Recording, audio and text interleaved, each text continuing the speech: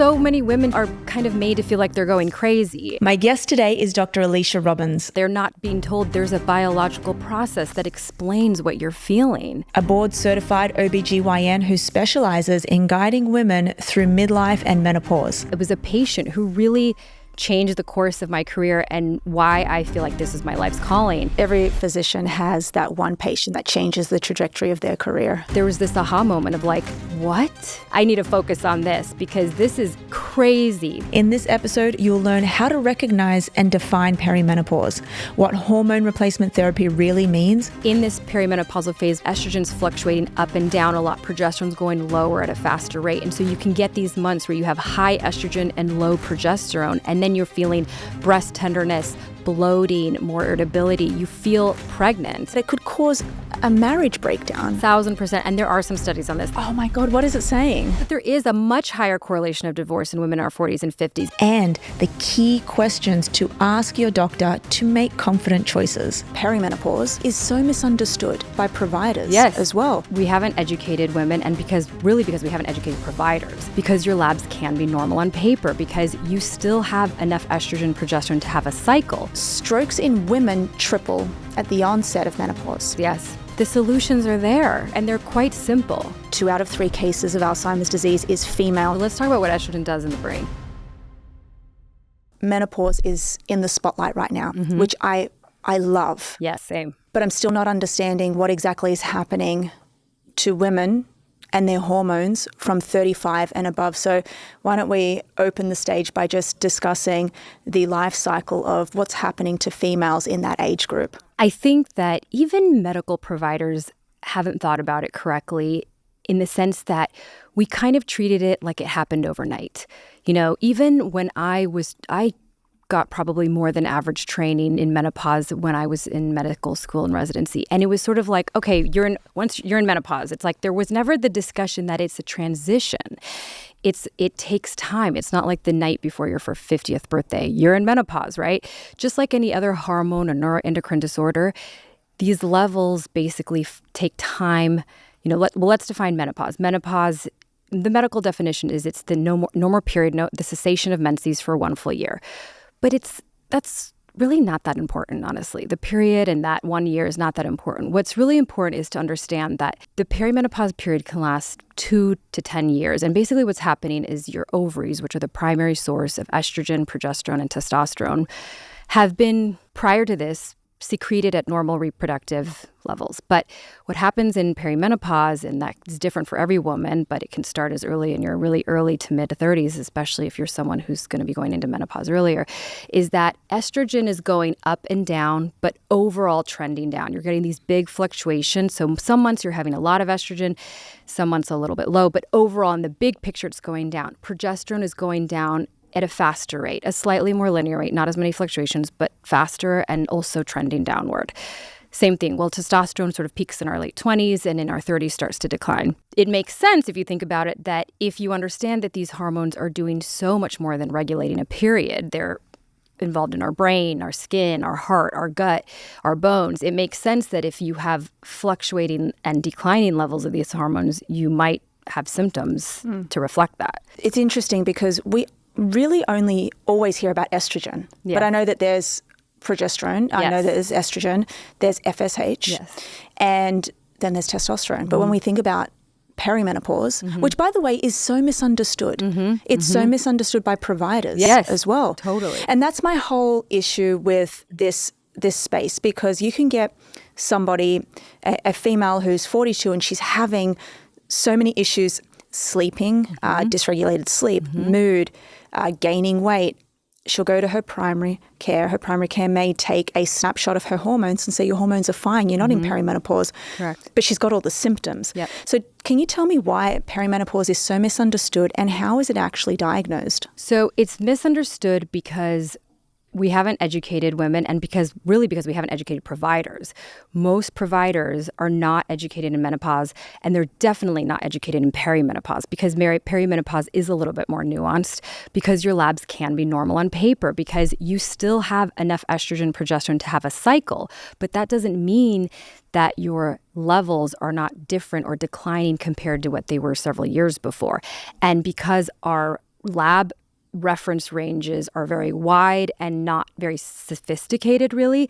Your labs will appear normal on paper because it's a snapshot in time and not in let's say, assuming there aren't any sort of obvious diagnoses like premature ovarian failure or early menopause. But let's just say like most women who are in early perimenopause, their labs can be normal. And so it's confusing. And so a lot of doctors, especially if they don't understand perimenopause, it's kind of easier to just say, oh, your labs are normal, try to work out more and focus on sleep and prioritize sleep. You're like, I would love to prioritize Calorie restriction. Calorie restricted. Yeah. I just can't prioritize sleep because I can't seem to sleep, So, and one of the reasons why women don't know is because providers don't know. And the reason providers don't know is because it really hasn't been prioritized in medical school. Like there is, I think, a societal focus more on pregnancy and fertility, which are, of course, so important, but our lives don't end at all once we're done with that phase. Our lives are just as valuable. Evolutionarily, yes, speaking. Yes. And so, unfortunately, a lot of providers just don't pick up on it. And to be honest, Louisa, I was one of those providers.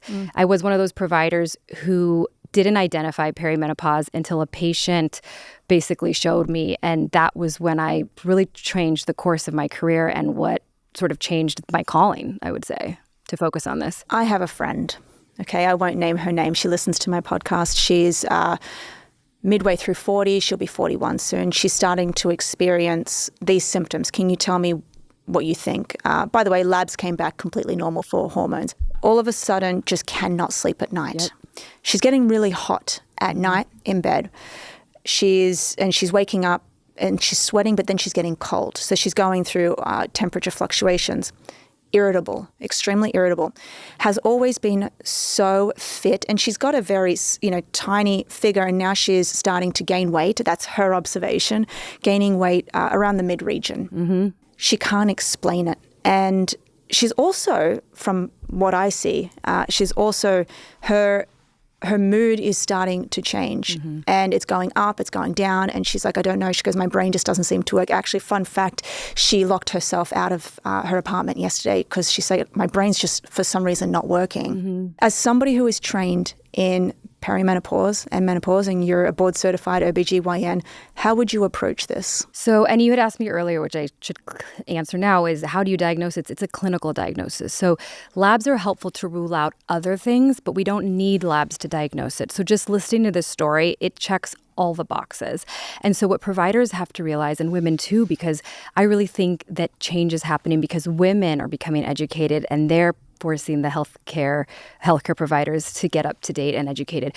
But when you understand that estrogen, progesterone, testosterone do so much more than regulating a period, they work in the brain, they're involved in sleep, they're involved in mood. Estrogen is important for where we deposit our visceral fat. It makes, when we lose estrogen, we become more insulin resistant. Once you start to realize that and you understand that the hormones are not just, I think Dr. Mosconi refers to it as bikini medicine. We tend to just focus on period, or just hot flashes. It's like that's the only symptom we think of when it comes to menopause. I'm not sure why. Sometimes it's not hot flashes. Sometimes it's just feeling hot like your friend. But this is a classic case of perimenopause. And it's really straightforward, like simple. If you think about it, it's just like any other hormone deficiency. People get weird about it because it's women's health and because there was, a lot of bad press about hormones with the WHI. But in reality, I don't see why it should be treated any differently than any other hormone deficiency like thyroid hormone. I think it's because traditionally when we hear about menopause and by the way, I still hear many women who don't know the word perimenopause. Right. They just hear menopause. Right. So a lot of people relate perimenopause to that is the end of fertility. I think it becomes scary. Right. And which maybe they're not willing to accept that they're in that stage. Can you clarify that? Because I also see, I've got another friend who's, she's 44 and she fell pregnant. Right. Yes. So, okay. It is true that it somewhat reflects declining fertility because part of the reason why we're losing estrogen is because our egg follicles are declining and they start to decline pretty rapidly in our late 30s and early 40s. And fertility, so women in perimenopause can still get pregnant. They are still fertile, just less, they're not ovulating as regularly. And the quality of their eggs decline because of the aging process of the ovaries. But they're still able to get pregnant. It's just not, their fertility is decreased compared to decades prior. And I think there is that sort of stigma. Yes, part of it is like, it has the word menopause in it. And so you think, maybe, does that mean I'm close to menopause? Perimenopause doesn't mean that you're close to menopause necessarily.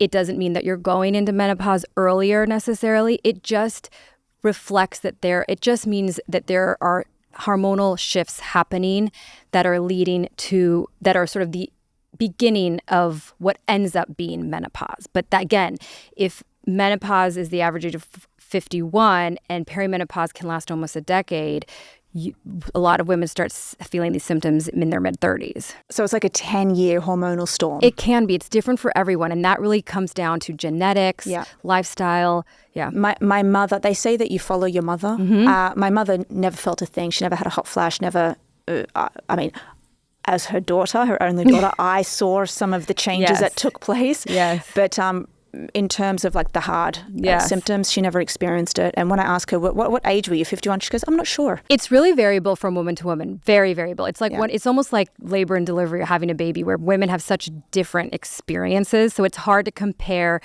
You know, I'll have someone say, yeah, but I went through, I'm fine. I feel great. And that's great. But some women really, really struggle and can just feel a complete shell. They just don't recognize themselves in so many ways. That's a really good segue into the next part, which is estrogen's role in the brain. Yes. So 2 out of 3 cases of Alzheimer's disease is female. Now, there is some, it's a controversial topic because is it because we live longer? Is it because of menopause? Look, I'm in the middle there. I'm a bit Switzerland. I do veer more towards the side of menopause. So evidently we know that the decline in estrogen affects the brain. We see that because you're getting brain fog, you're getting irritability. I'm actually just reading up right now on the latest 2024-2025 reviews on brain starvation from estrogen and what it does. So why don't we talk about estrogen's role in the brain? Yeah, so let's talk about what estrogen does in the brain. It is overall a very neuroprotective hormone. So just in general, it's anti-inflammatory. And it's anti-inflammatory in the neurons. It's also anti-inflammatory in the vascular system. So it protects, it's neuroprotective, but it also helps protect against cerebral ischemia. So let's focus on the neurons. In terms of the neurons, estrogen helps with glucose uptake. It helps against oxidative stress and damage. It helps with neuroplasticity. It actually augments levels of BDNF. So as we lose estrogen, we lose levels of BDNF, which is some brain-derived neurotropic factor, which is why we start to have some women who are genetically predisposed can start having issues with memory and cognition. In terms of the vasculature, it helps promote blood flow because it helps with vasodilation. It helps with nitrous oxide production in the cerebral vasculature. So it is overall very protective. And so when you start to lose these levels of estrogen in the brain, you actually start having chronic low-grade inflammation with accumulation of inflammatory cells like T cells and microglia cells and more cytokines. Estrogen also affects neurotransmitters. So its net effect in the brain is to increase serotonin levels. As many women might recognize serotonin, just like selective serotonin reuptake inhibitors, antidepressants, it acts as a natural antidepressant in the brain. Thank you, Function Health, for sponsoring today's episode. Guys, your brain runs everything: mood, memory, decisions, drive. But here's the scary part.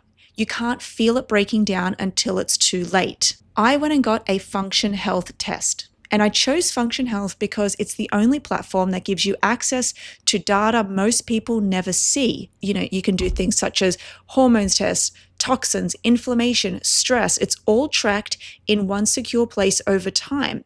And you get access to tests like over 100 different biomarkers. Function measures biomarkers like neurofilament light, NFL.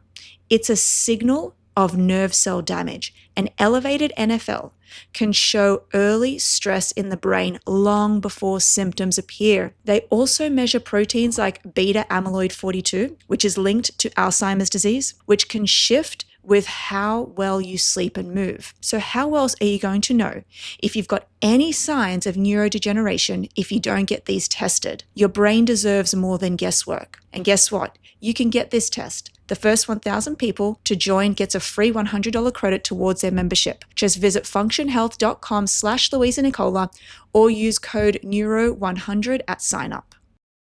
Before we move further, I want to talk to you about FIGs, which are the modern scrubs for healthcare. So on this show, we talk a lot about performance, how to optimize your brain, body, your life. And if there's one group of people who need peak performance every single day, it's healthcare workers. That's why you'll notice something. Whenever we have a doctor, surgeon, or clinician on the show, they're often wearing FIGs. FIGs are scrubs made for modern medicine. I wear them. Actually, I work in neurosurgery, so I'm wearing FIGs every day. Let me tell you, these are built with Pheon X. It's a fabric and it's an antimicrobial fabric to fight odor. So it's breathable, it's moisture wicking, it's wrinkle-free, straight from the dryer, and it's durable enough for 12-hour shifts. The best design is the pockets. So they've got pockets for your stethoscope, they've got drawer cords for comfort, and they're tailored fits that actually look sharp. If you know someone who works in healthcare, give them scrubs that work as hard as they do. And it's also a really good gift idea leading up to Christmas. If you want to look at these, go to wearfigs.com. Use code FIGSRX to get 15% off your first order. That's wearfigs.com, code FIGSRX. Correct me if I'm wrong, but after the WHI, wasn't there a rise of women being prescribed SSRIs? Oh, yes. So prior to the WHI, almost half of women were on hormone therapy. It's kind of started off as this sort of treatment for women to stay, youthful and feminine, and it was a little bit of like a 1950 retro kind of popular trend. But leading up to the early 2000s, the NIH was like, we should study actually and see if it's actually safe. And when they did the WHI, their findings, which were later just basically a lot of them, who were debunked and discredited. But when their initial findings came out, it scared a lot of women and physicians. And physicians were basically told stop prescribing it. So it went somewhere from 50% of women to single digits. And by the way, even now, only about 4 to 6% of women on hormone therapy. Is everyone still scared of getting breast cancer, increasing their risk of breast cancer? Is that what's happening? Is that why they're fearing it? It's getting better, but it's still a big fear. And for some reason, breast cancer tends to scare women more than almost anything else, which I always try to remind women, like, that's not usually what women die of, though. We're dying from cardiovascular disease, frailty, dementia, neurocognitive disorders. But when the big, huge drop in HRT came after the WHI, if you look at trends in prescribing practices, what you see that kind of replaced HRT was an big increase in sleep aids, big increase in antidepressants, big increase in Xanax and benzodiazepines to help with sleep. I don't think that's a coincidence. They had to do something for these women who are no longer sleeping and having terrible mood disorders. I mean, even now, perimenopause is replaced with some sort of neuropsychiatric disorder. Right. Confused. Well, so many women are kind of made to feel like they're going crazy and that they're not normal. They're not being told there's a biological process that explains what you're feeling. I mentioned 2 out of 3 cases of Alzheimer's is female. It's also 2/3 of caretakers are female. Oh, right. Yes. So there's definitely a problem here. Now, you mentioned estrogen receptors in the brain that are responsible for, it's also a bioenergetic. So we've got all these neurons in the brain, around 100 billion of them. And if they're starved at the endothelial level, now the brain is the most vascular rich organ in the entire body. And the first things to really go are the little capillaries. Right. And if they start to go, the next things to go then are the bigger blood vessels in the brain. And once they start to deteriorate, you don't get any blood flow to the brain.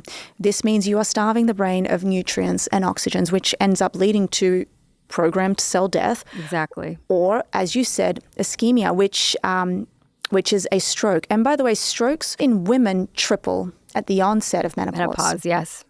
Could this explain why? Yes, I think so. I think that we definitely know that once a woman goes through menopause, yes, her rate of stroke increases, her rate of a heart attack increases, but she is much more at risk to cerebral vascular disease and damage than a man at that same controlled for age. So there is something hormonally that is happening, during perimenopause and menopause. And also what I think will shock a lot of people is that some of the findings, in terms of inflammation and looking at the effects of loss of estrogen in the brain are happening earlier than we thought. We always kind of thought these changes were happening in menopause, but again, sort of consistent with realizing that the hormones are declining before menopause for years, those changes are subtly happening in our 40s, for a lot of women. So it is something to know about sooner. I think a lot of women don't realize that Alzheimer's is really, the pathology is starting earlier than we really thought. So what can a woman expect who is going through all of these changes and you prescribe her, is it oral estrogen or is it an estrogen gel, whatever you prescribe her? What can she start to feel symptoms-wise over the course of a week or a month?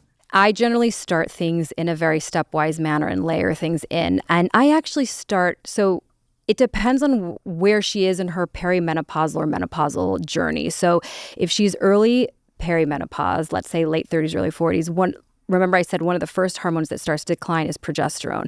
I actually start with progesterone first, which is unusual. A lot of people think give her estrogen. But a lot of times one of the two most common symptoms that women come to see me for in their 40s is sleep issues and mood, specifically more anxiety, depression, or irritability. And often that is really a reflection of loss of progesterone. So I start with progesterone. And honestly, within a few days, if the etiology of what she's feeling is from progesterone loss, within a few days and a few weeks, she'll start feeling better and sleeping better, and the mood will be better.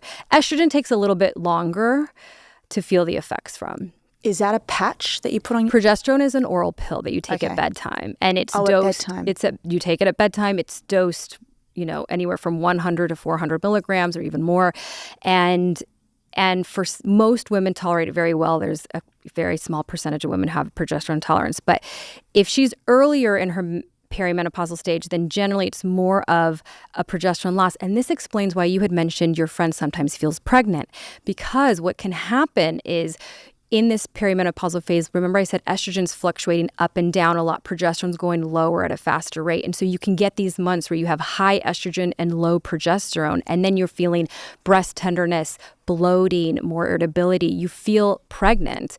And usually what they need is progesterone. Because this is what I focus on, I can pretty much immediately tell from listening to a woman if she's more progesterone deficient or more estrogen deficient or both. So then if she also has a lot of estrogen deficient signs, which would be more brain fog, feeling hot, temperature regulation, right, from the hypothalamus, or joint pain, then I start introducing estrogen. Estrogen takes a couple of weeks. But I would say, I tell women, if this is from a hormone deficiency, within a couple weeks, you should be feeling better. Definitely by 3 to 6 months, I can get someone feeling better. And I have had an endocrinologist on here before, and she mentioned that whenever she's prescribing anything, and she's actually just really prescribing GLP-1s, and she's in that, but she makes sure that she monitors every 4 weeks. I'm guessing you do something similar to that. Yeah, so it depends. Now, with perimenopause, the labs are not as helpful. In menopause, they are a little bit more helpful because their blood levels are going to reflect whatever hormones they're being given, right, that they're taking externally. In perimenopause, your body can't tell the difference between the hormones I'm giving her and the hormones her ovaries are secreting. Because it's bioidentical. Right. So exactly. So we're prescribing modern practices of hormone therapy are really prescribing bioidentical hormones, which means they are structurally, chemically the same as your own natural hormones. Your body can't tell a difference, which is great. And it's an amazing, it's amazing that we have access. Well, that some women, we want more women to have access and have this conversation. But they're very safe because they're bioidentical. Can I ask a really low-level, probably dumb question? No, not at all. I'm sure it's not dumb. If they are bioidentical hormones, yes, then why can't we reproduce for the rest of our lives? So when we give women these hormones, they're actually really small levels. And so women, when we talk about hormone therapy, everyone thinks we're like flooding women with these crazy amounts of hormone. When we do hormone therapy, it's about 1/3 the dose of a birth control pill. 1/3 to a quarter. They're very small doses. And just to put into perspective, in menopause, someone in menopause on hormone therapy, her estradiol levels will be anywhere from 20 to maybe 120. In pregnancy, they're in the thousands. So we're just not repleting these hormones to a degree where they're able to cycle again. Why is that? I think that's because those are the guidelines, and most women clinically feel better. They can feel better on these levels, but I do prescribe higher levels than guidelines sometimes in the right person, because some women need higher levels, and that's where they feel best. Let me tell you, the guidelines, I don't know. I agree. The guidelines are, the menopause space people get really opinionated about things, and there's a lot of people get really territorial who have, been doing this for a long time and are very, dogmatic about the guidelines. But the thing is, the guidelines are meant as a guide, right? And I'm never going to do anything that is going to veer too much from the guidelines or be dangerous. Guidelines are helpful, but I don't think that they are the end all be all in terms of, and also, given that women weren't included in clinical trials till like the early 90s, we just don't have that many randomized controlled trials. We have to use a lot of the observational data that we have, but we do have a good amount of observational data. What I feel like you're saying is that you want women to start listening to themselves. Yes. And stop thinking and overriding some of the symptoms that they have and just talking about like, oh, maybe it's just work stress. Well, one thing that I think physicians have been wrong about for a long time is that we have to wait till menopause to treat women with hormone therapy. That was always the assumption. Yes. It's not beneficial. They already have estrogen and progesterone. They're still having a period. Why would we give them hormone therapy? And honestly, the reason I learned about when I discovered this was a story. It was a patient who really changed the course of my career and why I feel like this is my life's calling. I remember it so vividly. I was sitting with this patient, a lovely, I think 42, 43-year-old woman, attorney from the city, high functioning. I had been her doctor for a couple of years. She's, lovely. And she came and she started having sleep issues, difficulty falling asleep, difficulty staying asleep. And the sort of traditional, first line guidelines were, sleep hygiene counseling, of course.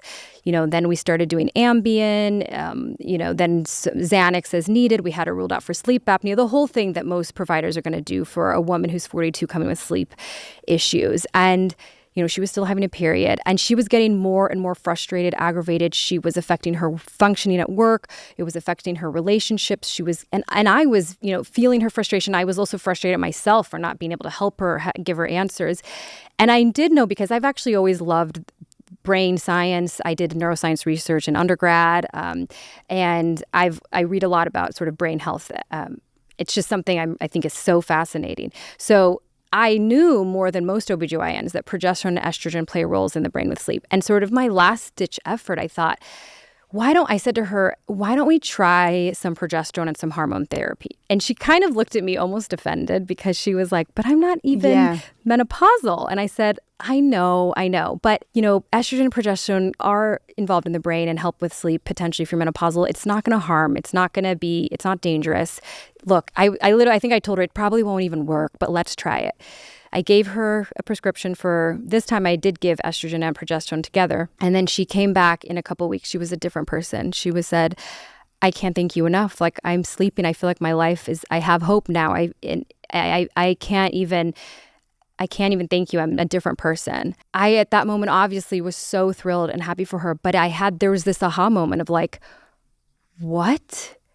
It works? And how come I, as someone who went to an academic trained center, did get menopause training, had great training in New York City, somehow I got this far in my career as an OBGYN, and I didn't know that this could help women. What other women was I not helping because of this, that I was inadvertently gatekeeping? So I was a terrible perimenopausal provider, but it was that moment where I was like, okay, I've got to stop everything.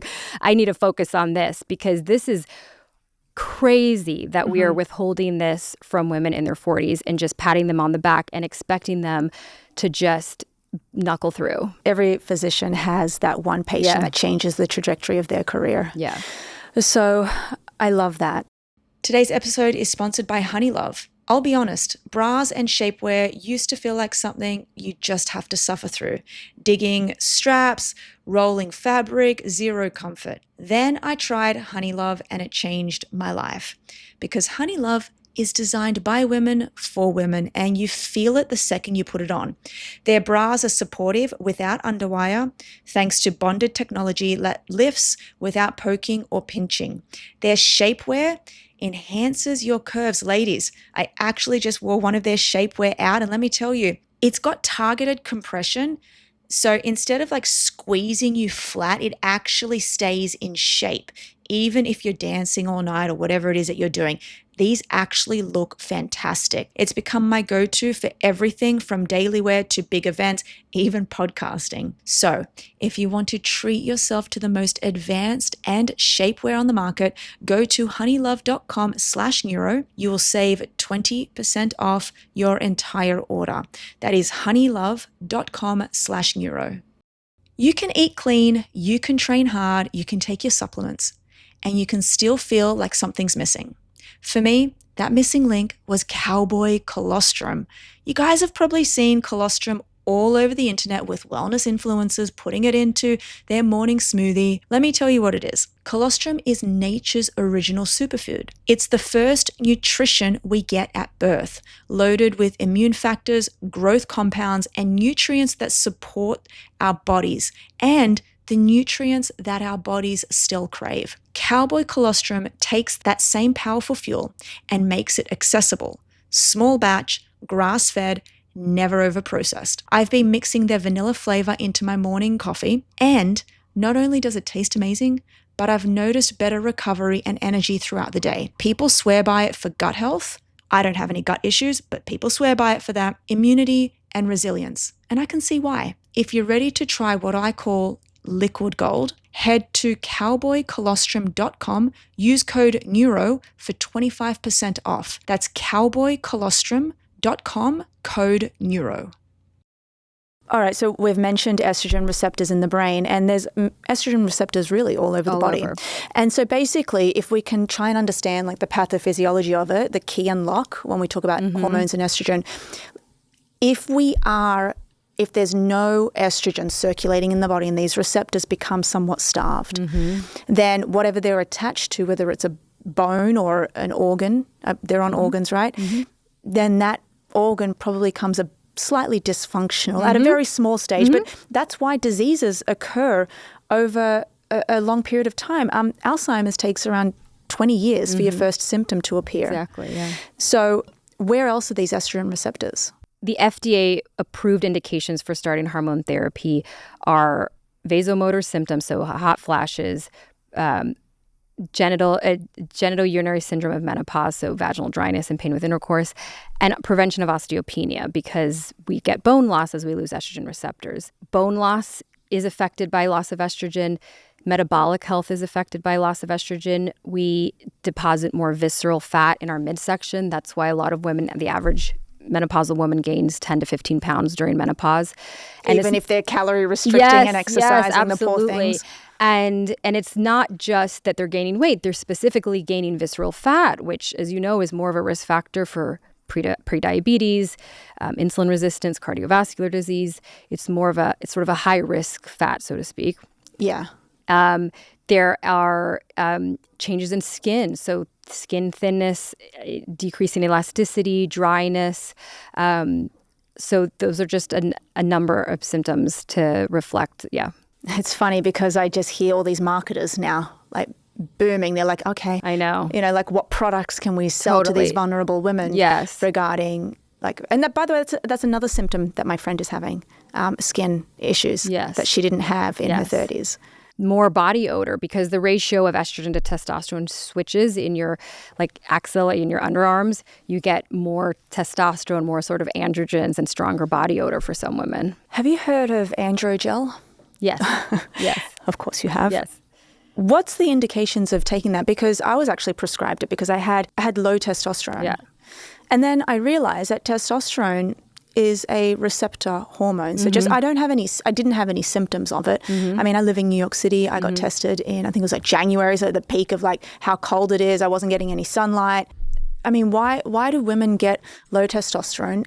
If I had taken that, what would the effects have been? So women get low testosterone, one, because the ovaries, again, are not secreting as much. It's impacted by stress, poor sleep. It's not just about ovaries. Like, what if you're really stressed, sleep deprived, and not getting any sunlight? Yeah. Yeah. Yeah, you're going to have decreased levels of testosterone. With testosterone, right now, the indication is for postmenopausal women for hypoactive sexual desire disorder, HSDD, so low libido. But the reality is, it's again, with the guidelines, if we were to follow the guidelines, there's so much more benefit to testosterone than low libido. And not only that, why do we have to wait till, I know, okay, the study that was done was in menopausal women, but we can, it's a natural hormone. It's a female hormone. A lot of people are surprised to hear that. When I've been prescribing testosterone for years. 1 mil? I do what's generally 5 milligrams daily is the standard female dose. Mm-hmm. Now, depending on the patient, if she's I've found that more active, more muscular patients tolerate more or tolerate that fine. Some need less. And the response is variable. Like some women, so when I do testosterone, I track the labs just to ensure that it's staying in a peak female range. And a lot of women feel great benefit, but not everyone does. It is difficult to predict who's going to feel benefit from testosterone. You just sort of have to try it and see. And then once we ensure that the levels are actually at peak female levels, then we decide if, they're feeling enough benefit to continue or not. But I would argue there are benefits to being on it other than libido in terms of energy.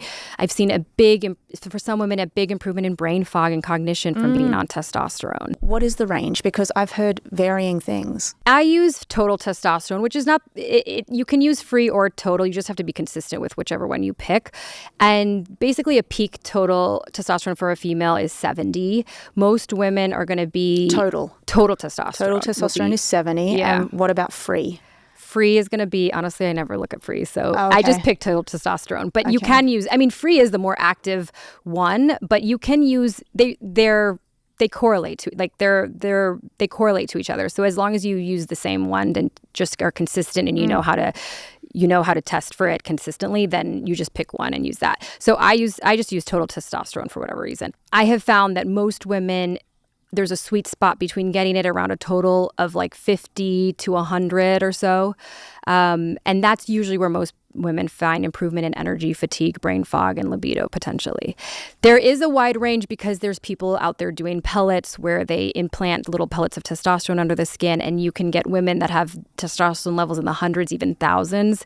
And that's not recommended, of course, because you can really give women irreversible side effects, and that's, so that is, the problem is women feel so great on it, and I had one patient say she had come to me using pellets and we didn't transition her, we switched her over to using FDA approved sort of the appropriate dosing of, testim gel. But she was like, when she was on the pellet, she's like, I felt so great. I was like, is this how men feel all the time? Yeah. Like they're just walking around feeling this vibrant. But I do try to, keep it in safe female ranges. Mine was 12. Yeah. That's low. That's and low. My friend's was 9. Yeah. But it's tricky because depending on everyone's genetic susceptibility. Again, yeah. You can have someone I've had patients with, low testosterone with single digits and they feel fine. That's what I mean. There wasn't, Yeah. And then you can have women who are, I increase their dose and they don't really feel much benefit. They're still struggling with some of those symptoms. So it's tricky. And I think part of that is because there are so many other things that cause brain fog or fatigue. Like it can be a variety of etiologies. So, but that can also be added to the mix during the perimenopause stage as well. Progesterone, estrogen, testosterone. I find that in perimenopause, women in their late 30s, early 40s, one of my favorite regimens is progesterone with testosterone. I end up adding estrogen later because they're losing estrogen more slowly. And so I generally start with progesterone, then consider testosterone, and then add in estrogen if they're having signs of estrogen deficiency. But a lot of times, some of the even symptoms that are associated with estrogen deficiency, like brain fog or fatigue, can be improved with testosterone. But don't they compete with each other? So what happens if you end up, aren't they antagonistic towards each other? Like, if you have too much testosterone, does that... No, I mean, some testosterone is converted to estrogen, but it also depends, like the balance, your balance of hormones is affected very much by your lifestyle. So stress, elevated cortisol levels or stress is going to decrease your levels of estradiol. So it also is going to decrease your levels of testosterone. So I don't think it's so simple to say that they antagonize each other. They're affected by different factors. And it's not to be confused with injectable TRT, because I think when people hear the word, like a lot of women, when they hear the word testosterone, they think you're going to bulk up. Yes. It's like really aggressive. No, I mean, if you're going to, look, there are providers out there that are giving women unsafe levels of testosterone. I think that's why it gets a little weird, and so you have to just make sure that you're finding someone who's giving you appropriate female doses. And that's why I don't recommend pellets. Injections are fine. Some women prefer them as long as you're injecting the correct dose. It can be a little bit more convenient. But in terms of if you're doing appropriate doses, you're just going to preserve some lean muscle mass. You'll have a little bit more energy. You're not going to bulk up. You're not going to, develop, you might, those side effects that can happen even at female ranges, though, are a little bit of acne sometimes and even a little bit of hair loss. So I do counsel patients with that, even at female doses. The route that I went on, because I also had a low DHEA. Now I know DHEA is a precursor. And by low, I think it was like 112. And it needed to be, I think, maybe 160. I'm not sure. So then I went on 75 milligrams. Oh, yeah. That's a good dose. Yeah. So how did you feel? Yeah, great. I feel great. Yeah, you feel great. DHEA, I've had mixed results with. I think for some women it can be helpful. It is, like you said, it's a precursor to testosterone. It's one way of trying to increase the testosterone levels. I think, unfortunately, a lot of supplements are so unpredictable that if we do DHEA, I generally try to compound it because I think it might be a little bit more reliable. But I've had mixed results with it. And I think, again, similar to testosterone, it really just depends on how much of that DHEA they're converting to testosterone, what their genetic susceptibility is. So I guess the point is, I think, there's 2 points here, which is really women know their bodies. They should be listening and really paying attention to their symptoms. When we talk about, precision medicine and everything being personalized, it really is personal. It is so variable. Like, it is very individualized how a woman responds. Most women do feel better if they're going through perimenopause and menopause on hormone therapy, but not everyone does. So it's kind of hard to compare your story with your friends. And I would say you just don't really know until you try it. Yeah. And I also, I heard that it helps with antral follicle count, having a high testosterone. I honestly didn't know that, but that's so fascinating. I guess during, like, for women who are trying to conceive, who have a low testosterone reading, then getting them on, like, preconception, getting them on androgel. I would have to look into it. I don't know, but that's fascinating. Thank you, AquaTru, for sponsoring today's episode. Guys, did you know that your brain is 75% water? The water you drink isn't just about hydration. It's about cognition, energy, and longevity. I actually have a theory, and that is that water is nutrition, especially for the brain. So many of us are dehydrated. And I used to be one of these people because I used to be so scared to drink out of the tap. And the issue for me was tap water often contains contaminants that you'd never want in your body. And this is why I use a filter, and I use AquaTru.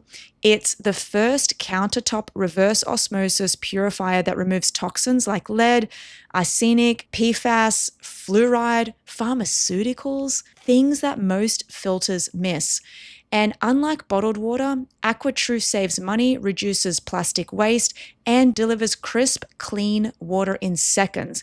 So I keep mine in the kitchen, and it's changed the way I hydrate because every glass is pure, refreshing, and brain healthy. So if you want to fuel your brain with the cleanest water possible, and I don't know, call me crazy, but it also tastes amazing. Go to aquatruwater.com and use code NEURO for 20% off. AquaTruwater.com, code NEURO. If you're going to purchase anything, it has to be a reverse osmosis countertop water purifier.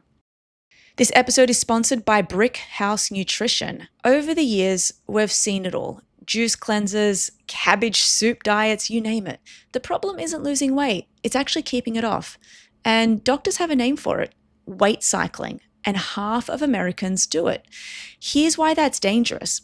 Every time you drop 10 pounds and then gain it back, you stress your organs and increase your risk of diabetes, liver damage, heart disease, even stroke. That's where lean comes in. It's not a prescription supplement developed by doctors. It's not a GLP-1 injectable. Lean from Brickhouse Nutrition helps in 3 key ways. It supports healthy blood sugar, reduces cravings, and helps your body convert fat into energy so you can lose weight at a steady pace and keep it off. So if you've ever been frustrated by the cycle, this is your tool to break free. Head to takelean.com, use code NEURO, you'll get 20% off. This is a game changer for anybody who is trying to lose that extra, that stubborn fat that just doesn't seem to go away. This is the answer. Takelean.com, code NEURO. Women lose strength and power, not because they're lazy, but because the signal is gone. Right. And we know that there is a clear correlation between estrogen loss and strength and power. As I'm becoming more advanced in this area by talking to so many experts like yourself, I'm finding that everything is a cycle and bidirectional. For example, loss of estrogen means fluctuations during sleep. Fluctuations during sleep affects next day performance, but also affects Alzheimer's disease pathology because we don't activate the lymphatic system. Same with, loss of estrogen means maybe loss of energy and desire and desirability to go to the gym. And then that also increases the risk of sarcopenia and, muscle loss, muscle strength loss, power loss. And these are so vitally important as we age. What are you finding in your practice with these women who are coming to you? Are you finding that it's hard for them to maintain going to the gym? 100%. And when I listen to a woman tell her story, one of the first things I want to zone in and try to improve is her sleep. That's the first thing, if there's any sleep issues. Because if you're not sleeping well, I can't ask her to lift heavy weights 3 times a week and eat a nutrient, colorful if anyone has suffered from insomnia or difficulty sleeping, and I have, so I'm very empathetic to this, that, you're stressed, you tend to pick poor food choices. You're not going to have the motivation. It's a ripple effect. It's like a downstream effect. You're not mentally resilient. You are, you're having more, cravings for sugar and comfort food. You're definitely not going to go to the gym. So it's very difficult to ask a woman to do all these things if she's not sleeping. And unfortunately, that is one of the things that I find gets affected by perimenopause very commonly. Yeah, it's. I was talking with Vonda Wright last night, and we just kept going on about how important it is. And actually, there's a wonderful study. There was a twin study where they tracked female twins mid-age, and they were testing them based on muscle power and muscle strength in the lower legs, or actually, no, quad muscles. And what they found was, and they tracked them, I think it was over a 10-year period. And what they found after the 10-year period, the twin who had greater leg strength and greater leg muscle power preserved her cognitive functions. That's why they call muscle the organ of longevity, right? Yeah. Because it's such an active thing. We just think of it as, it's on our bones, but it's involved in, it's so metabolically active. Yeah. It's so important in terms of preserving your insulin sensitivity, your metabolic health. One of the best ways, I think, for women in midlife to maintain their weight is to lift weights. And it's not just because you're exercising, it's because muscle is a great utilizer of glucose. And so when we start losing muscle mass, we start having much more glucose in our bloodstream. We need more insulin. We become more insulin resistant. If you start preserving and gaining muscle, you don't need as much insulin. You're not gaining as much weight. So it's one of the best ways to maintain weight, especially when I have patients who are on GLP-1s, not to mention how protective it is in terms of osteopenia, osteoporosis, and frailty later in life. And, we haven't touched upon that. I don't know if you want to, but now that I focus on perimenopause and menopause, I am seeing, because back to the guideline. You know, the guidelines for looking at osteoporosis are to do a bone density at 65. I mean, this is outrageous. This is so dumb. And now that, you know, I better understand the pathophysiology, what's going on, I've been doing bone densities in, especially if they have risk factors, especially like a family history as soon as 40. And I cannot tell you how many patients I am seeing with osteopenia. Even osteoporosis. I had a patient last week, 40 years old, osteoporosis. I mean, this is preventable by lifestyle and estrogen. And once you have osteoporosis, it's very difficult to reverse. And once someone breaks their hip, it's very difficult to recover from. Yet we can be preventing this. What is the issue then? Because I know some of our mutual friends actually testified at the FDA not long ago. What's the issue? Why is there no specialty on menopause? Why, there should be. I mean, I personally think OB and GYN should be separate components.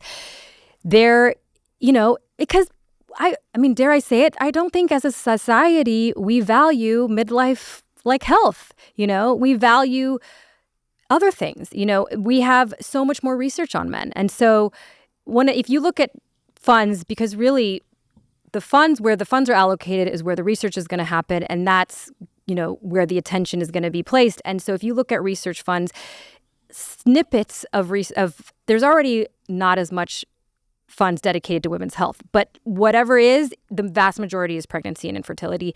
There's single digits allocated to midlife health. And so doctors aren't taught to do this, you know. I do think, though, that things are shifting. I've had a lot of younger physicians reach out and be like, how can I learn about menopause more? How can I learn about midlife? You know, where did you learn all this? And so, I mean, I think social media is a great tool in the sense where women are becoming educated faster than a lot of providers. And so they're pushing providers to, you know, to learn more. Unless you go to one of those providers that says, stop listening to internet influencers. Right. Yeah. But, you know, I mean, women are smart. Like I think that a lot of them can sort of filter what's legit and what's not. And I think with longevity, you know, it sounds sexy, but the reality is longevity are the things that we kind of know about. It's just we don't, sometimes it's like you got to do the work, you know. I love longevity and I love all these cutting edge treatments that start coming out. But the reality is you're going to get so much benefit from doing the basics, from walking, from resistance training, from eating nutrient dense diet, you know, and that just takes consistency and work. Do you think there's this ploy against women, like we don't want them to maintain their cognitive functions as they age because that means then the future really is female? Honestly, maybe I'm a conspiracist, but I think that women, if they were able to have the tools that they need to have to excel and thrive in midlife, yes, there is so much more that we could do. It's such a perfect storm, and it's really unfair for women because just as they're coming into a phase of their life where their hormones are starting to work against them, they're the caretakers of their parents. They're taking care of the kids, the spouses. They're trying to peak at their careers. It's just so much going on. And at the same time, they're not feeling like themselves physically. They're not functioning. They're not, you know, I had a patient who came to me, very high functioning executive for like a big, you know, publicly traded company, who said, I can't even conduct meetings because the brain fog is so bad. I'm losing the train of my thought. And it's embarrassing. Like I can't, I feel like I'm losing, you know, my team doesn't know what's going on. And so it's really unfair to withhold hormone therapy, especially when it's not even based on science. The last 20 years show us that hormone therapy far outweighs the benefit. There was a meta-analysis, I think his name is Dr. Hodis, who looked and showed that if you compare all women who have been on hormone therapy versus those who aren't, have an all-cause mortality reduction of about 20 to 30%. I mean, that is huge. That is huge. I mean, that is, and the fact that we are making women see 5-6 providers plead for hormone therapy, then deny it for reasons that are not based in science is, I think, unethical. Unethical, lazy, scary, and there's got to be something else behind it. I mean, how many drugs do we have for erectile dysfunction? Oh, we have about 26. We have 2 for low libido for women. And most doctors and women don't even know that they exist. And so, yeah, it is a double standard for sure. Has anyone, this is going off script here, has anyone looked at the correlation between divorce rates and Yes. The only reason I ask is because I grew up with a lot of guy mates back home in Australia, and we're really close, and they talk to me. They ring me up about their marriages, and I'm like, it gets to a point where I remember one of my friends, he's like, she's becoming insufferable. Yeah. He loves his wife so much, but he's like, something's changed. I don't know if I did something, but to the point, and I think to myself, do you think a woman's unknowingly in going into perimenopause, doesn't recognize herself, becomes so irritable that it could cause a marriage breakdown? 1,000%. And there are some studies on this that I can send you. Oh my God, what is it saying? It shows that there is a much higher correlation of divorce in women in our 40s and 50s. And if you think about it, it sort of makes sense because you're not sleeping, you're more irritable, sex hurts, you have vaginal dryness, you have pain, you have your recurrent urinary tract infections. So if sex is uncomfortable or painful, why are you going to desire it? Sometimes that also can affect with orgasm and sexual pleasure encounters. And so, yes, absolutely. If you are not sleeping and you're having pain with intercourse, intimacy is a big part of relationships there's a biological process. No one's telling her. And honestly, the solutions are there.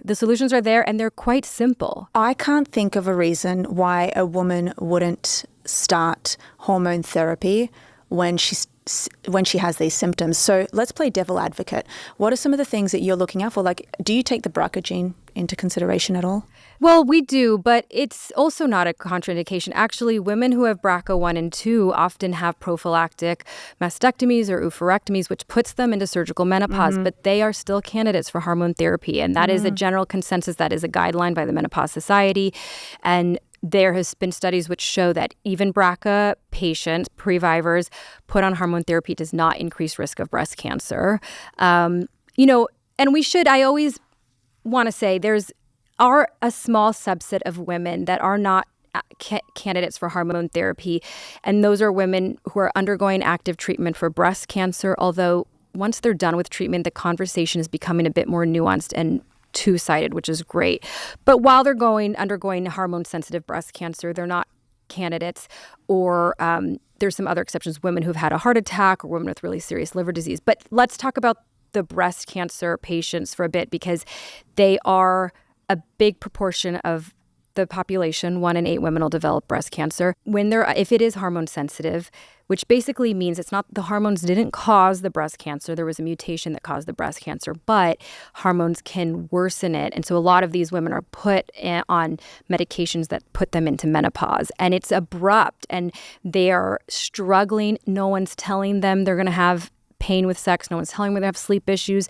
They're going to have mood issues. And it really, I feel for them because they're seeing everyone sort of talk about hormone therapy and the benefits, and they're not candidates. However, there are non-hormonal options for them. Vaginal estrogen is always an option for a breast cancer survivor, even in active treatment. That is local vaginal estrogen that can be really important for quality of life, sexual health. And so they're always candidates for that. And a lot of doctors still deny them, unfortunately. Okay, so you've provided such a beautiful overview, and we've gone deep. Actually, this is the first time that we touch on menopause, but we haven't really gone deep into hormones and perimenopause and menopause. So thank you for that. If a woman is listening and she's approaching late 30s, early 40s, maybe she's got symptoms, maybe she doesn't, who's the first person that she sees? Is it her primary care? I would say if you have a physician, whether it be primary care or OBGYN, if they're open to considering hormone therapy, then yes. But if they are not, I wouldn't spend too much time trying to convince them. I would try to find someone who has been prescribing hormone therapy and is comfortable doing it. And that is okay. You can use a telehealth company. There's not, the great thing about hormone therapy and perimenopause is it can be done over telehealth. You don't really need in-person visits. So, you don't need to break up with your OBGYN or your primary care. You can just supplement your care with someone who knows how to manage hormones. our practice is specialized in that, but we're only yet in New York and Connecticut.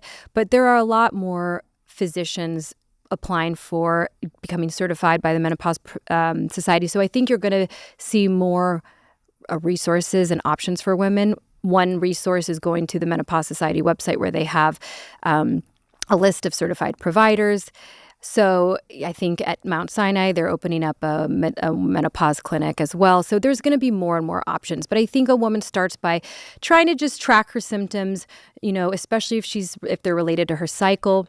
It can be very helpful for a provider if we have someone who comes in and says, I know that, these are the symptoms I have. This is when it happens in my cycle. Unfortunately, you still have to advocate for yourself. If you don't get the answers you need, you just have to keep advocating for yourself. And I think a lot of women, unfortunately, know that it's difficult to find a provider. A lot of them have experienced being turned down for hormone therapy. But there are resources, telehealth companies, more and more practices opening. And so I think that it's actually a really good time. Sometimes this conversation can get really negative and heavy, but I want women to know that, people are listening and that things are slowly changing, but the future is looking brighter, and a lot of times because when I prescribe hormone therapy for women in perimenopause, which is technically off-label, as a side note, I think, when I have patients that are other colleagues that are very purist about the guidelines, I'll say, well, one FDA-approved recommendation or approved indication for hormone therapy is prevention of osteoporosis, and almost 1 in 2 women will develop osteoporosis at some point in their life. So therefore, I can justify using hormone therapy in that regard. But I don't even have to do that. The reality is if you're having symptoms, you should potentially you should be able to have that conversation and consider it, with your physician. I have to say thank you. You've provided the most sound understanding. I don't even think that makes sense, but what I want to say is I used to be scared to talk about this. Yeah. I don't know why, but you have made it, you and a lot of our mutual friends and colleagues have made it not as scary. And I think that's what every female probably wants to hear. It's not scary. It's not scary. Vonda and I were together last night and she said, Louisa, there's 3 things that a woman will inevitably go through. That is death, taxes, and menopause. Yes, right, exactly. The 3 certainties. And perimenopause. And perimenopause, that's a 4th one. So it needs to be discussed. It needs to be discussed. And it shouldn't be scary. Just like periods. Exactly. And I want, I do foresee in the future, and I think in my lifetime, a world where a woman starts having these symptoms, perimenopause, she goes and sees her doctor, she gets her hormone therapy, she feels better, and she moves on, and she kicks butt at whatever she's doing. Moves on to the next phase of life, That's the goal. I love that, and that's what you're here to do. You're in Greenwich? I'm in Greenwich, yes. Love that. Thank you so much. Thank you, Louisa.